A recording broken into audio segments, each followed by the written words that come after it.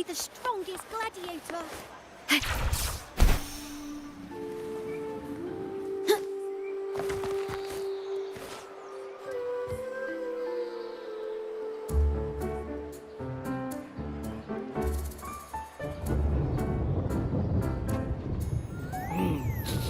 Muggy day. Sky's gloomy, air's all wet.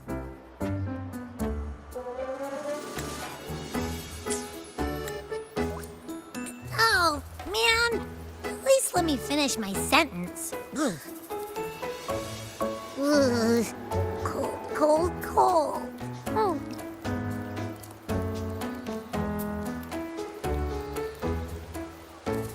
All right. I'm famished. We barely had a bite sprinting all the way here from Raguna. Whoa! Pinch me! This is a feast and a half!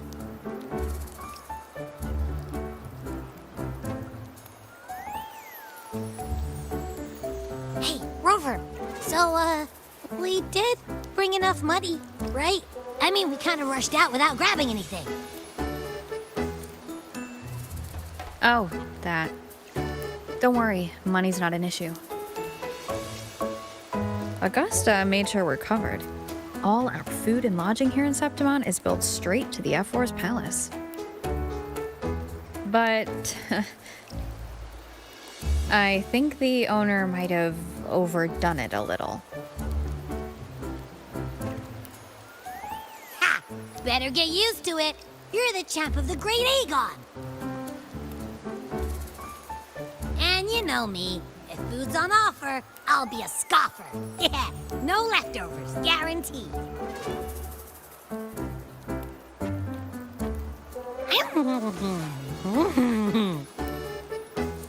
Free stay, free meal. This effort really knows how to treat guests.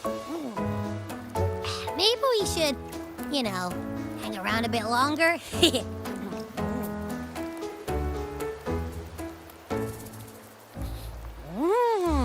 This smells amazing!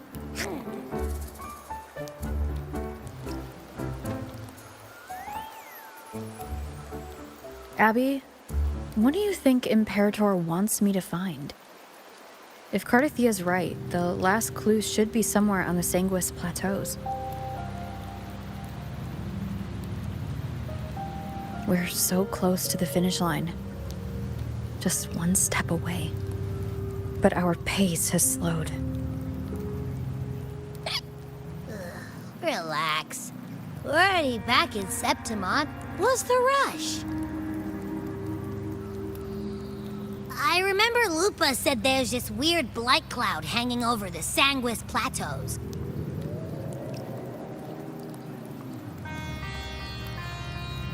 And when the high tide, or whatever, rolls around, all the gladiators go there to hunt tacit discords. Wait, is the high tide coming up soon? The Afra's invite did say something about a big hunt. Huh, that reminds me. Aren't we supposed to meet her today?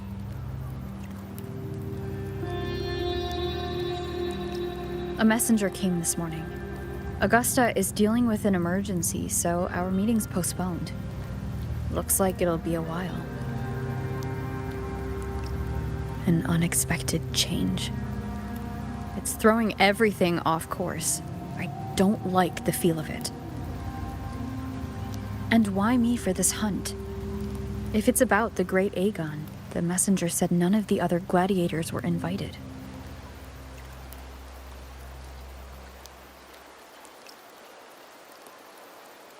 Who knows? Maybe she just wants to test her strength against you. Typical Septimontian, right? You think so? I've only met her a few times, but I doubt she acts on such simple impulses. And as the F4, can she really thoughtlessly do whatever she wants? Guessed from afar. You possess eyes as clear as crystal. But What troubles you so that eyes once bright as the highland sky now darken with rolling clouds?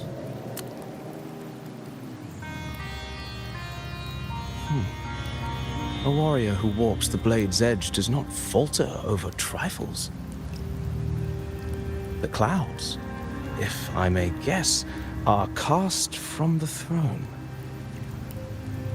At the peak of Capitolini Hill, beneath the pale walls of the Ephes Palace, secrets lie buried. And the most intricate among them are those born from the pursuit of power.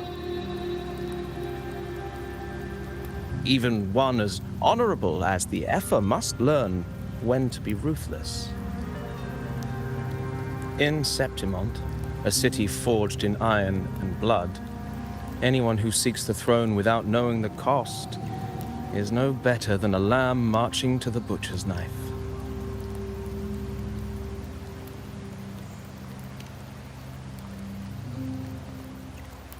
I am Nestor, a traveling poet.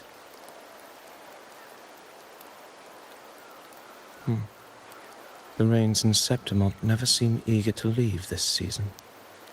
So then,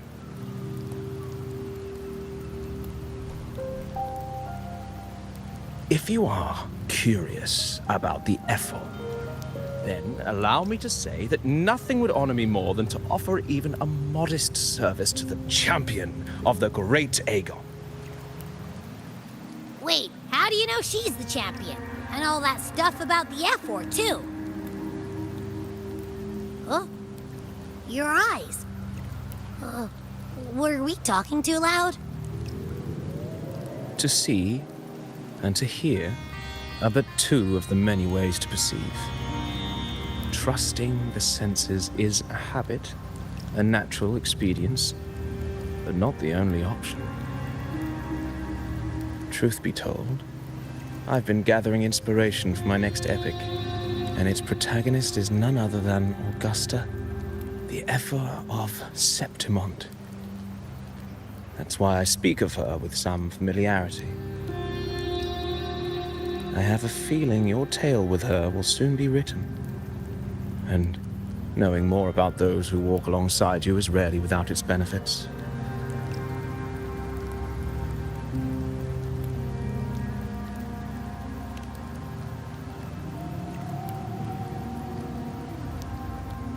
Augusta, a girl of humble birth, a resonator of modest talent, a commoner without noble patronage. And yet, from the den of wolves that is Septimont City, she rose and eventually claimed her place. Just like the burning sun was once a cloud of dust.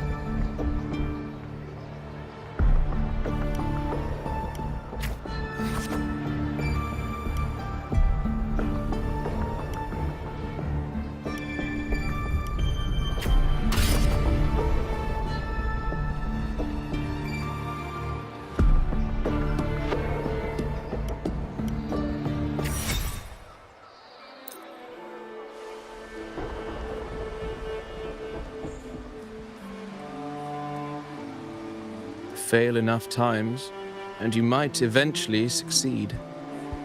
Should we call it resilience? Or mere stubbornness? Or perhaps, for a girl who has lost everything, there was never a second option. She had no one to trust but herself, and naught but a blade to hold. And yet, as the first stanza of an epic, this is nothing extraordinary. Since the lament, across the scorched lands of Solaris, I've heard this story repeat itself, again and again. Greatness. Yes, our era has certainly seen it. But true greatness is never found on the first page of a story. Courage, glory, and honor. Such immortal virtues have been etched in tablet and stone. They are never forged overnight. Light as a thread, elusive as the wind, they weave themselves into every twist of fate, tangling with every insignificant choice we make. I don't know. It's just unbelievable. The Augusta he's talking about, and the F where we saw in the arena. No way they're the same person.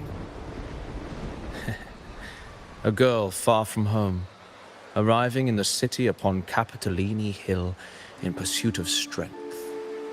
No title, no status, no wealth. I doubt anyone at the time could have imagined her rising to where she is now. Do you mean Cato? Do you believe Cato handed her that final victory on purpose, and that his scathing words were a test of her resolve? Then Cato must have been an idealist to place his faith in a girl with nothing to her name. Now, why don't we keep this question in mind and see where the story leads us?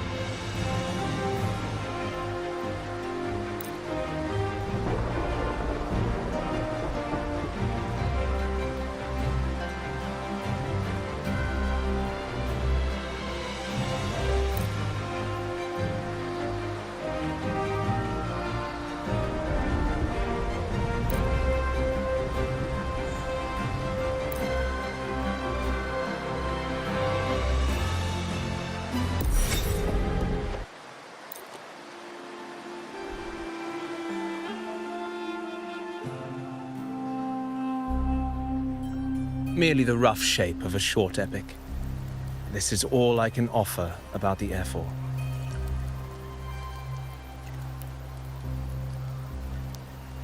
Now, as a listener, what do you make of my narration?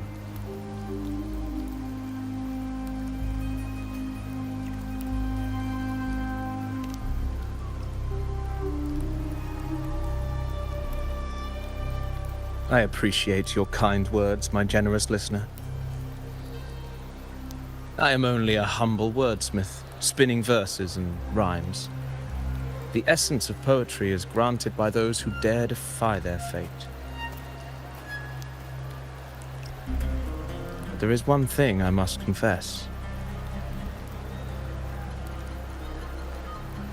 Through my words, your knowledge of the Ephor is partial, at best. Poetry can only offer a glimpse of the true story, the reality of people, events, and things slips beyond the grasp of words. I do not belong in the pages of the epic, so I remain confined to the observer's gaze. I can imagine events and emotions unfold, but I cannot truly recreate them.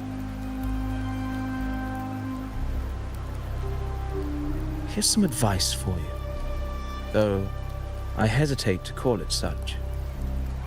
If you want the truth of a story, step into it. Become part of it.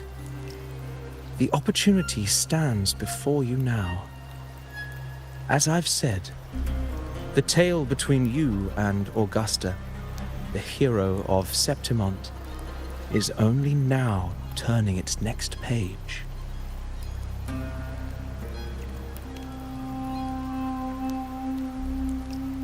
It's not difficult to see. Fate flows like the stars, tracing their course. Your destination is written in the steps you take.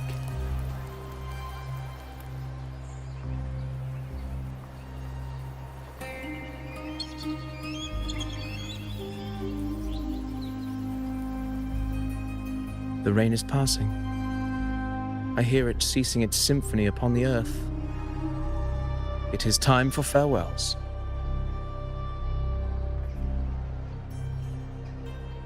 Before I leave, may I ask you one last question? What is it that has lifted Augusta to the seat of power? What is it that makes a ruler?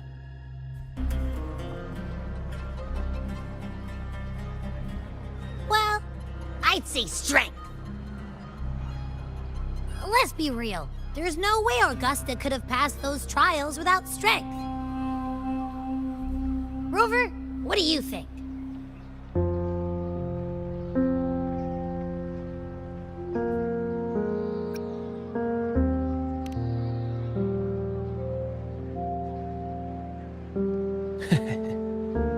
You needn't rush to answer now. Keep it in mind as you continue your journey. When the final chapter is written, the answer will reveal itself.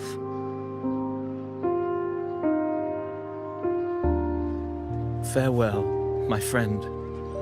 Our paths crossed by fate and by chance.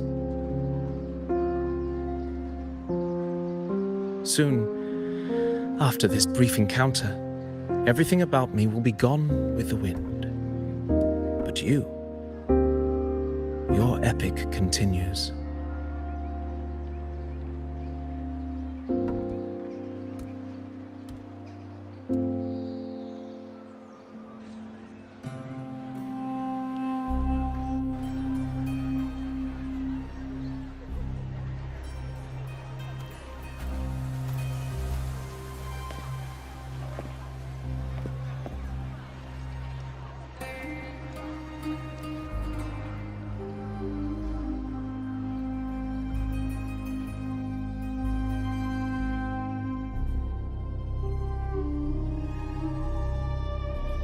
Your Excellency, you have indulged her too much.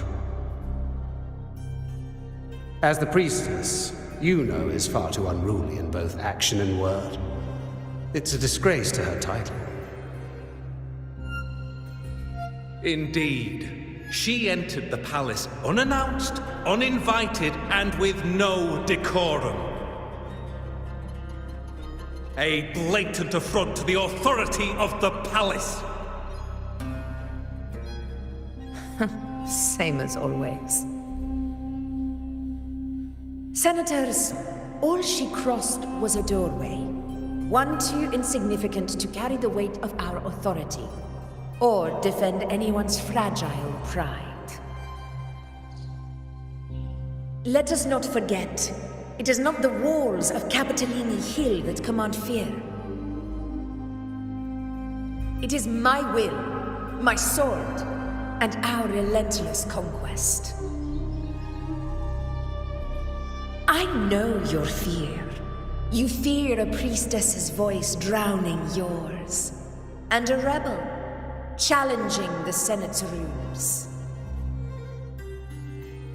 But listen well. Power does not bow to sycophants, cowering behind their traditions. If you seek power, then step from the shadows. Face me, and prove yourself worthy.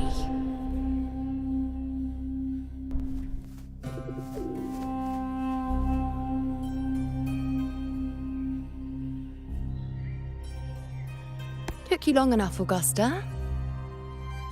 Handling the senators takes time. You know that. Well, to keep our esteemed priestess from waiting, maybe next time I'll just leave them to their own devices. I'll make sure they record every detail of your feat, and relay it word for word to Grandmother Lilibet. Priestess Iuno. Unruly behavior left Tetragon Temple without permission, and trespassed into the Ephor's palace. I wonder, who will lose it first? Lilibet? Or you? Let those old foxes report me all they want. If they step into the tetragon left foot first, I'll shoot the left. Right foot first, I'll shoot the right.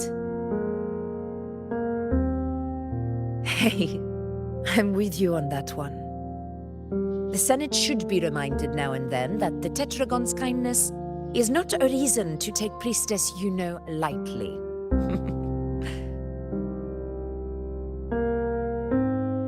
Why didn't you wait there? I had everything handled. We depart for the hunting ground tonight. If anything changed, you could have reached me by my terminal. You didn't need to come all the way here. I want you free of duty until that day arrives. You're overthinking it, Augusta. I'm here to see that person. Grandmother Lilibet said her fate is one of unknowable void. Sounds intriguing enough to make time for.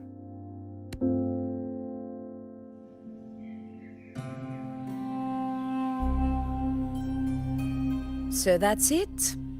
Too bad. The ship from Laguna won't dock until tomorrow morning, and we'll be gone by then. Ugh, what a hassle.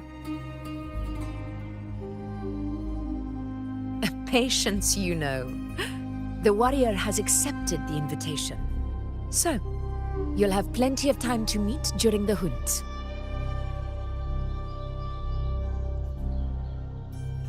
Is there something else you want to say? I read Grandma Lilibet's Book of Prophecies. The hunt and our plan, neither end well.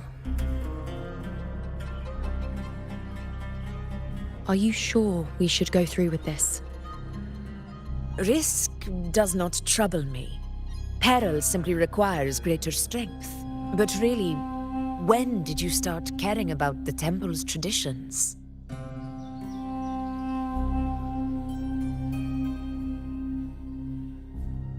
O ye faithless of Septimont, the divinity is enraged. Should your ruler defy their will again, doom shall be your fate.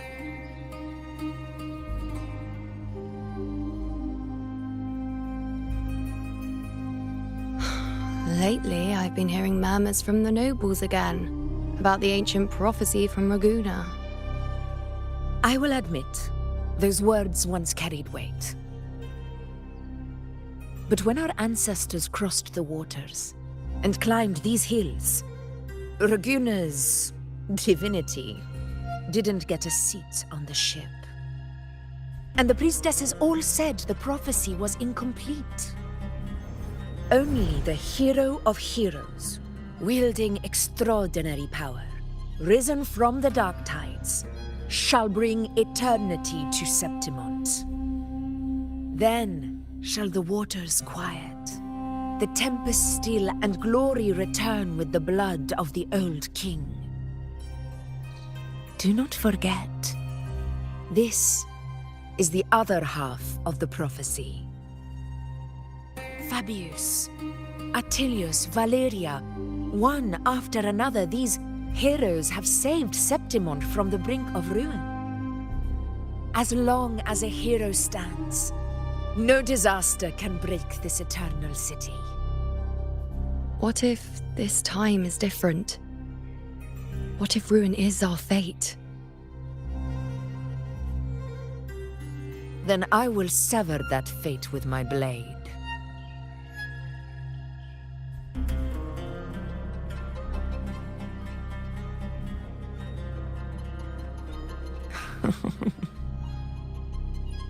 What's so amusing? So, the fearless priestess Iuno can be frightened after all. But it's fine. If you're afraid, don't push yourself. I can handle this alone.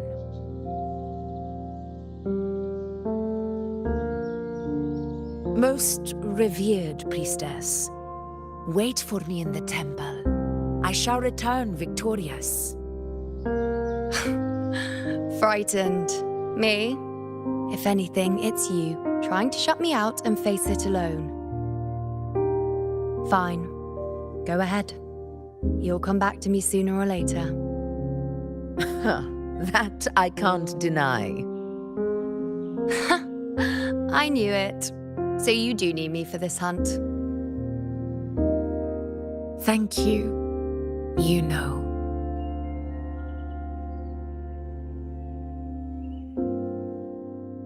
Why are you saying this?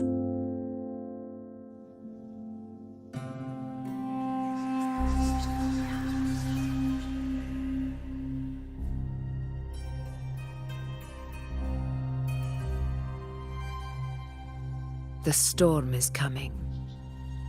Come, you know, my friend. The best way to greet a storm is to walk straight into it.